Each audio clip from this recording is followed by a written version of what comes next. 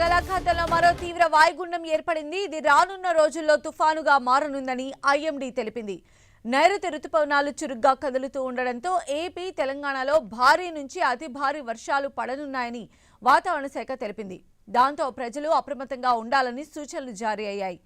రానున్న 24 గంటల్లో ఉత్తర కోస్తాలో భారీ నుంచి అతి భారీ వర్షాలు పడనున్నాయి. ముఖ్యంగా దక్షిణ కోస్తాలోని కొన్ని జిల్లాల్లో భారీ వర్షాలు కురవనున్నాయి. మత్స్యకారులు సముద్రంలో వేటకు వెళ్లొద్దని ఐఎండీ సూచించింది. అటు తెలంగాణలో కూడా భారీ వర్షాల ముప్పు పొంచి ఉంది. ముఖ్యంగా భద్రాద్రి కొత్తగూడెం, నల్గొండ, నాగర్ కర్నూల్, ఖమ్మం, మహబూబాబాద్, వనపర్తి జిల్లాలో భారీ వర్షాలు పడొచ్చు. ఈ వాయుగుండం మరింతగా బలపడి తమిళనాడు తీరం మీదుగా ఉత్తర దిశగా కదలనుంది.